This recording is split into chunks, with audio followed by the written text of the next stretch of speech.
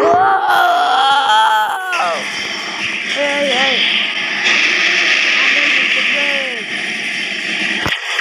เฮ้ยเสียตัวประหลาดโอ้รันสิรันไปอีกรอบหนึ่ง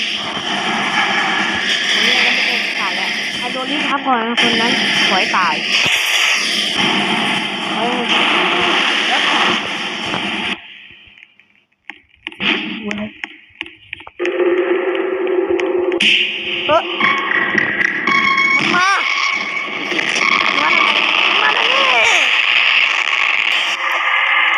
เราลงรีบมาอีกรอบนึงเหมือนตอนนั้นจะล้มโอ้โดนปีศาจทุกรอบมันมาเหรอ